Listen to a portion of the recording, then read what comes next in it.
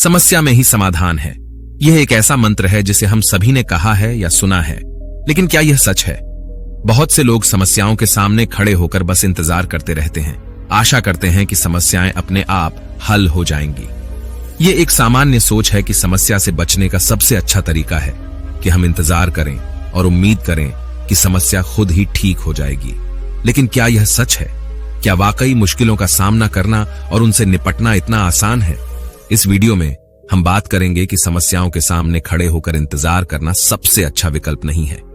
हम आपको सिखाएंगे कि समस्याओं का सामना करना उन्हें हल करने का सही और प्रभावी तरीका है। इस वीडियो के माध्यम से हम सीखेंगे कि हमारी मेहनत, समर्पण और सही दिशा में कदम बढ़ाने से ही समस्याएं हल हो सकती हैं। तो इस वीडियो को देखें और सीखें कि समस्याओं का सामना करना और उन्हें हल करना ही सच्चा समाधान है। तो चलिए शुरू करते हैं। दोस्तों, बहुत समय पहले की बात है। एक राज्य का राजा बहुत चिंतित था क्योंकि उसकी पत्नी का जन्मदिन नजदीक आ रहा था। यूं तो कहने को वह राजा था, लेकिन फिर भी उनके वैवाहिक जीवन में हजारों प्रकार की समस्याएं थीं। परंतु राजा जन्मदिन पर अपनी पत्नी को एक ऐसा उपहार देना चाहता था कि जिससे उनके जीवन में जो दुख है वह कम से कम उस दिन के लिए दूर चला जाए।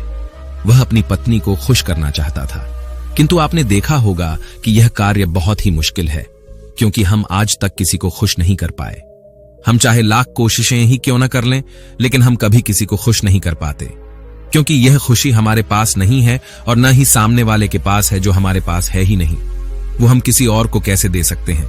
अर्थात अगर आपको किसी दूसरे को खुशी देनी है तो सबसे पहले आपको खुश होना होगा, आपको खुश महसूस करना होगा, अर्थात वह खुशी आपके पास होनी चाहिए, तभी तो आप किसी और को खुश रख सकते हैं।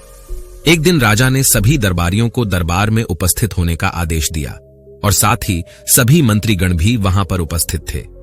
तभी राजा ने सभी से सुझाव मांगा कि आखिर वह किस प्रकार अपनी पत्नी को जन्मदिन पर खुश कर सकता है। आखिर वह उन्हें कैसा उपहार दे जिस कारण राजा की पत्नी खुश हो सके। वहां पर उपस्थित सभी लोग अपने मन की बातें राजा से बताते हैं, परंतु राजा को वहां पर उपस्थित किसी भी व्यक्ति का कोई सुझाव पसंद ही नहीं आया। एक दिन संध्या के वक्त राजा अपने रथ से कहीं जा रहा था। तभी रास्ते में उसने एक बहुत ही सुंदर मूर्ति देखी। वह मूर्ति बहुत ही सुंदर और आकर्षक थी। उसे देखकर ऐसा प्रतीत होता था मानो उस मूर्ति में जान हो। उस मूर्ति को देखकर राजा बहुत प्रसन्न हुआ और वह तुरंत ही मूर्तिकार के पास पहुंचा और राजा उस मूर्तिकार से कहता है, तुम तो बहुत बड़े कलाकार हो, तुम्हारी मूर्तियों में चांद नजर आती है। ऐसा प्रतीत होता है कि तुम्हारी मूर्तियां जीवित हैं। हम तुम्हारी इन मूर्तियों को देखकर बहुत प्रसन्न हैं।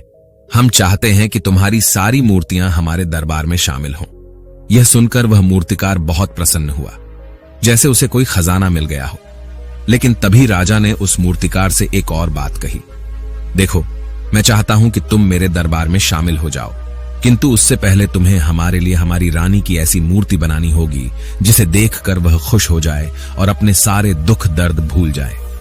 और यदि तुम ऐसा न कर सके तो मैं तुम्हारा सर धड़ से अलग कर दूंगा। राजा के मुख से यह सुनकर मूर्तिकार घबरा गया। उसके पसीने छूट गए। वह राजा को मना भी कैसे करे, इसीलिए उसने न चाहते हुए भी राजा को स्वीकृति दे दी। राजा उस मूर्तिकार की बात सुनकर बहुत प्रसन्न हुआ और वो वापस महल लौट गया।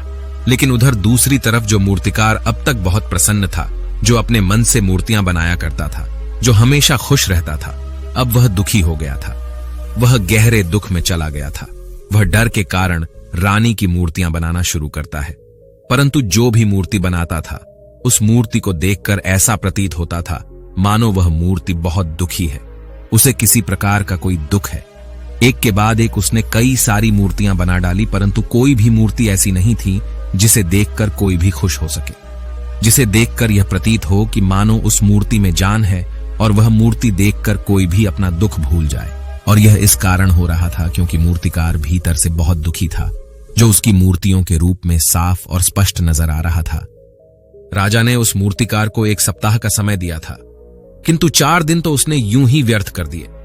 अब उसके पास केवल 3 दिन का ही समय बचा था, जिसके बारे में सोच सोचकर उस मूर्तिकार का गला सूखा जा रहा था। डर के कारण अब उसके हाथ पैर भी काम करना बंद कर चुके थे।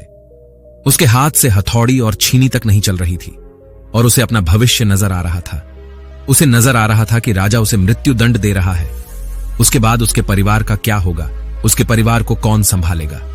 यह सोच सोचकर उस मूर्तिकार का मन बैठा जा रहा था। तभी उसने एक योजना बनाई। वह अपने परिवार को साथ लेकर रात ही में गांव छोड़कर चला जाएगा। यह सोचकर वह तुरंत घर लौटा। उसने सारा सामान बांधा, अपनी पत्नी और अपने बच्चों को भी तैयार किया। वह जैसे ही घर से निकलने वाला था कि तभी उसने देखा कि राजा के सिपाही वहां पर तैनात है। यह देखकर वह मूर्तिकार और भी घबरा गया। वह समझ नहीं पा रहा था कि क्या करे।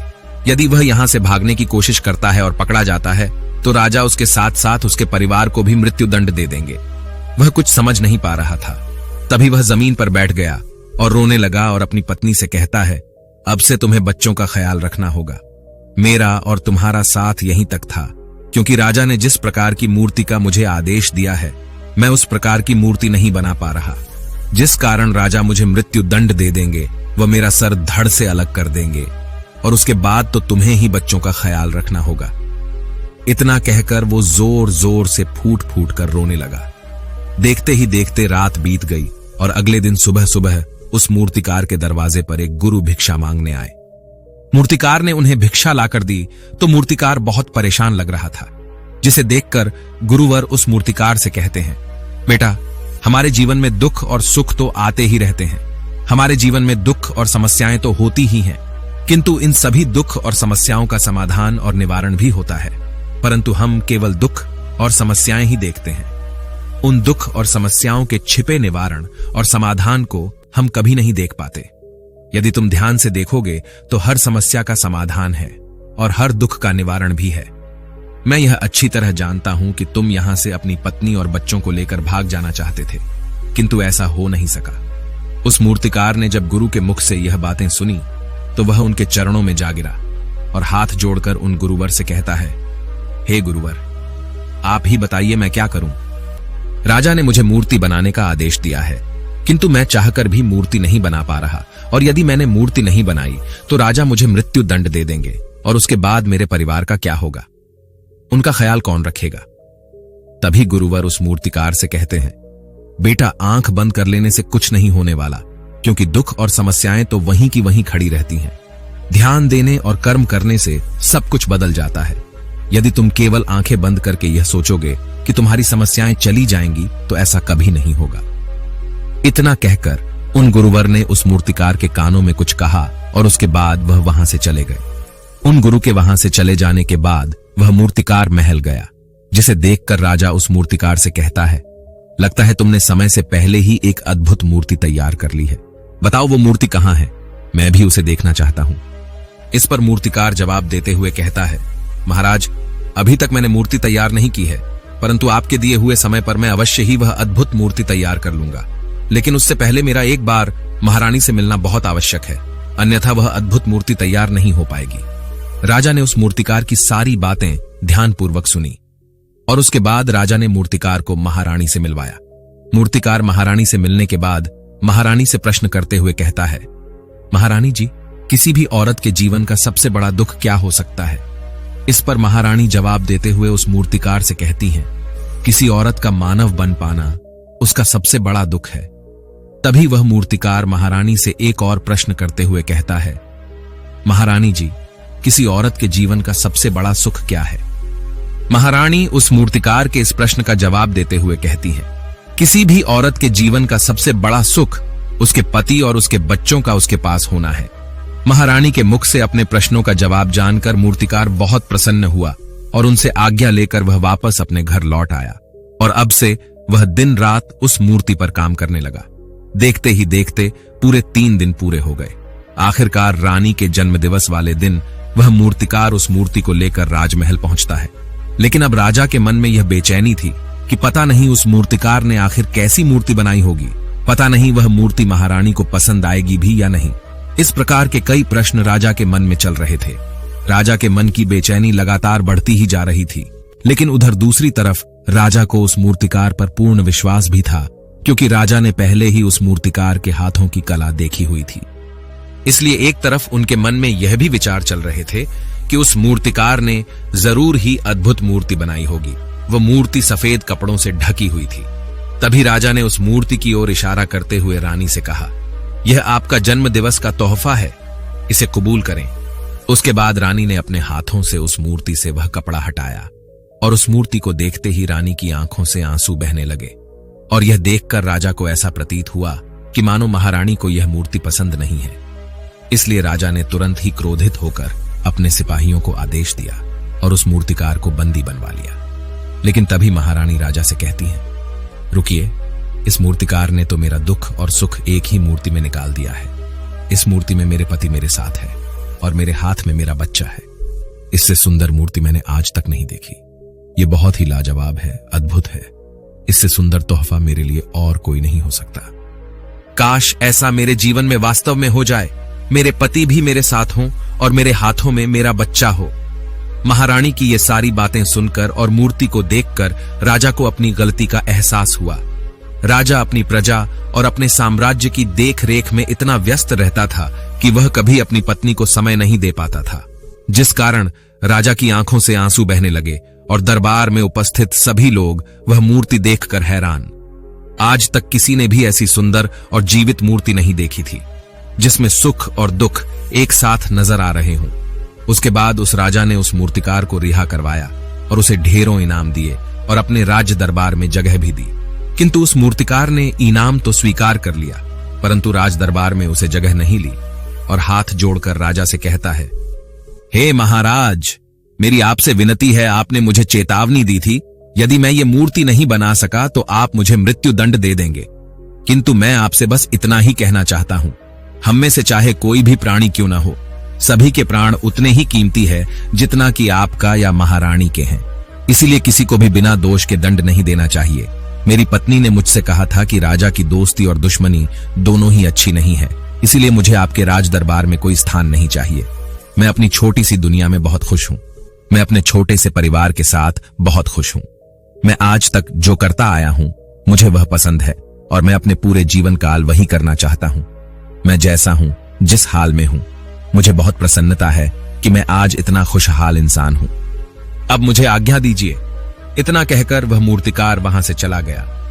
दोस्तों, इसी प्रकार हमारे जीवन में भी बहुत बड़े बड़े संकट और दुख आते जाते हैं, किंतु वास्तव में तो यह दुख और संकट हमें कुछ सिखाने के लिए आते हैं, किंतु हम तो केवल उन दुख और समस्याओं को ही देखते रह जाते हैं। हम उनका निवारण खोजने का तनिक भी प्रयास नहीं करते और जब हम दुख के समय क्रोध करते हैं तो हम वास्तविकता में अपना ही नुकसान कर लेते हैं। जो व्यक्ति समझदार होते हैं वह अपने दुख और परेशानियों से यह सबक सीख ही लेते हैं कि उन्हें विषम परिस्थितियों में शांत रहकर उन दुखों का निवारण करना चाहिए, उन समस्याओं का समाधान करना चाहिए। किंतु हम में से अधिकांश लोग यह नहीं सीख पाते और वे लोग दुख और परेशानियों के समय पर क्रोधित हो ही जाते हैं। वह इस बात को अच्छी तरह जानते हैं कि हमें दुख और समस्या के समय पर शांत रहना चाहिए और उसका समाधान खोजने का प्रयास करना चाहिए, किंतु हम बार बार वही गलती दोहराते रहते हैं। जब भी हमारे सामने कोई विषम परिस्थिति उत्पन्न होती है तो हम बार बार क्रोधित हो जाते हैं और क्रोध में आकर हम अपना ही नुकसान कर लेते हैं, क्योंकि क्रोध में हम कभी भी कोई चीज सीख नहीं सकते। क्रोध में हमारा मस्तिष्क काम करना बंद कर देता है और उसे केवल वह परिस्थिति नजर आती है, वह समय नजर आता है जो उसके खिलाफ है और जो जीवन के दुखों से, इन समस्याओं से कुछ सीख नहीं पाता।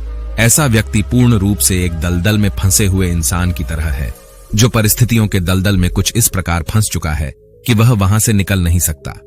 फिर वह चाहे कितना भी हाथ पैर क्यों न मार ले, और जितना हाथ पैर मारेगा वह उतना ही उस दलदल में फंसता चला जाएगा। जबकि आपको हाथ पैर न मारकर बल्कि शांत रहकर अपने मस्तिष्क का प्रयोग करना चाहिए और यह सोचना चाहिए कि इस दुख, इस समस्या और इस विषम परिस्थिति का समाधान क्या हो सकता है। किंतु आप तो अपने आप को पहले से ही दलदल में डाल चुके हैं और ऐसी स्थिति में आप बाहर निकलने के बारे में न सोचकर लगातार और हाथ पैर मारकर आप अपने आप को उस दलदल में और भी नीचे डुबाते जा रहे, तो ऐसी परिस्थिति में आप भला उस समस्या, उस परिस्थिति का सामना कैसे करेंगे, वहां से बाहर कैसे निकलेंगे। और वहीं पर जो व्यक्ति थोड़े भी जागृत है, जो दुख और समस्याओं का निवारण और समाधान खोजने में वास्तव में अपना समय लगाते हैं, वह यह जानते हैं कि निवारण और समाधान एक हीरे की तरह है, वह हीरे की खान की तरह है। जिस प्रकार एक हीरे को ढूंढा जाता है, फिर उसे तराशा जाता है, जिसके बाद उस हीरे की कीमत बहुमूल्य हो जाती है, ठीक वैसे ही दुख और समस्या में समाधान और निवारण खोजने की आवश्यकता होती है और वह हमें खोजने भी चाहिए। और जब आपको मिल जाते हैं तब आपको एक ऐसी संपदा मिलती है, एक ऐसी समझ, एक ऐसा विश्वास, एक ऐसी शक्ति मिलती है कि उसके बाद आपके सामने जब भी कोई समस्या या कोई परेशानी आती है तो आप अकेले नहीं होते, बल्कि आप यह समझ जाते हैं कि वह विषम परिस्थिति आपको कुछ सिखाने आई है और आप उसका डटकर सामना करते हैं। उससे वह सारी चीजें सीखते हैं जो वह आपको सिखाना चाहती है और उसके बाद आप और भी मजबूत होते चले जाते हैं। आपका विश्वास और भी बढ़ता चला जाता है, आप और भी शक्तिवान और बलवान होते चले जाते हैं। इसीलिए महात्मा बुद्ध कहते हैं कि यदि दुख है तो उसका निवारण भी है, यदि समस्या है तो उसका समाधान भी है। इसीलिए केवल दुख में उलझे मत रहिए, बल्कि उस दुख का निवारण कीजिए, और यही आपको करना चाहिए। केवल हाथ पर हाथ धरे बैठे रहने से या फिर यूं ही समय को व्यर्थ गंवाने से आपको कभी भी उसका निवारण नहीं मिलेगा, बल्कि जितना आप उस दुख और समस्या से अपनी जान छुड़ाकर भागने की कोशिश करेंगे, उतनी ही तीव्रता से आपके पीछे भागेगी। और जैसे जैसे समय बीतता जाएगा वह दुख और समस्या और भी विकराल रूप ले लेगी और तब उसका सामना करना और भी मुश्किल हो जाएगा। इसलिए यदि कोई दुख और समस्या अभी आपके सामने है तो उसे लड़िए, डटकर सामना कीजिए, उससे सीखिए और निवारण कीजिए। दोस्तों, आपने आज के इस वीडियो से क्या सीखा वह मुझे आप कमेंट में बता सकते हैं। इसी के साथ में उम्मीद है कि आपको आज की वीडियो पसंद आई होगी, तो इस वीडियो को उस इंसान को शेयर करें जिससे यह कहानी सुनने की जरूरत है, और उसी के ठीक बाद चैनल को सब्सक्राइब करें। तो चलिए फिर मिलते हैं ऐसी एक और नई वीडियो में एक नए मैसेज के साथ। तब तक के लिए अपना ख्याल रखें। धन्यवाद और नमो बुद्धाय।